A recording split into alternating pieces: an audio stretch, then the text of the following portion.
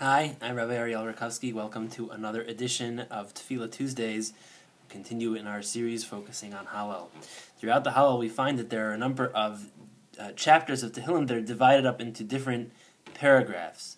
So, for example, Ahavti ki yishma, the paragraph that talks about how David HaMelech is saying how much he loved, or would love, that God would listen to his prayers, is actually part of the same chapter of Tehillim as the subsequent paragraph, Ma ashiv laHashem kol tagmuloi alai. How can I repay God for all of the kindnesses that He has done for me?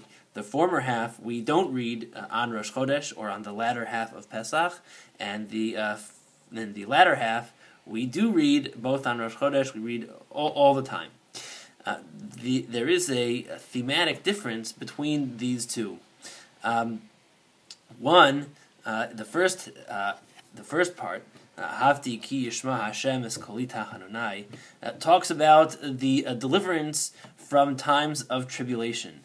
Havti ki yishma Hashem es kolita hanunai, ki ta ozno li uviyamai ikra, that afafuni chavlei maves, where someone is turning to God in times of trials and tribulations, and God rescues David HaMelech from them. And it's talking about the deliverance from a fairly dark place to a place of salvation, to a place of goodness. And this chapter of Tehillim was composed in part as a form of gratitude for the deliverance from a safe journey, from a journey to Yerushalayim for the regalim, for the festivals. But at the same time, there is another component that we find. There is a certain darkness that we find in this chapter of Tehillim, in this first half of the chapter of Tehillim. And that is when David HaMelech says, and that closes off this section, Ani amarti vechovzi kol ha'adam kozev. I have said in my anger and in my haste, all of mankind is false. That people are liars, that people are prone to betrayal and deception. And this is David HaMelech expressing his cynicism at the human condition.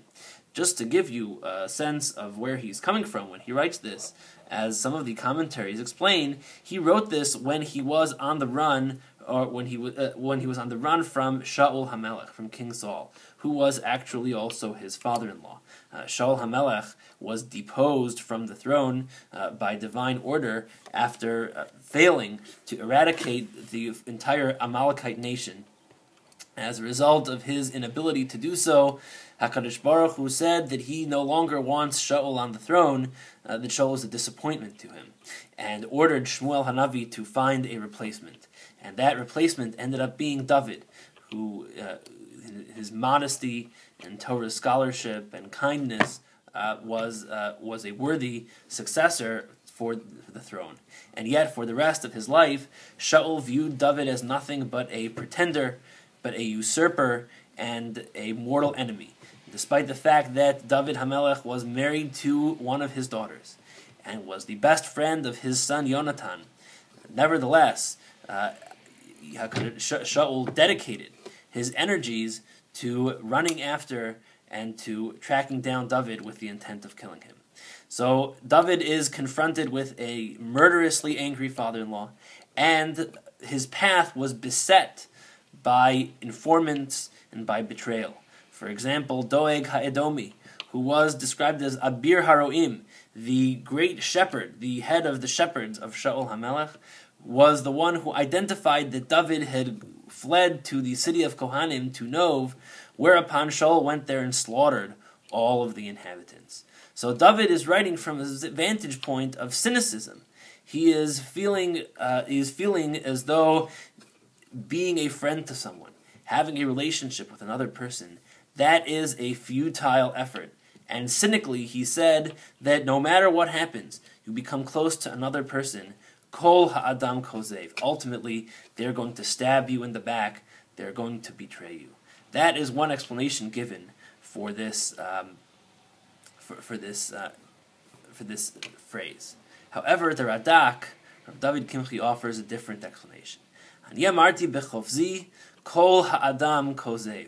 I said when I was in a state where I was surrounded by anger and cynicism, bechovzi, kol ha'adam kozev, that anybody who tells me that life is terrible, that there is nothing to look forward to, that there is nothing good in the world, kol ha'adam kozev, that anybody who says that person is a liar. That person is telling falsehood.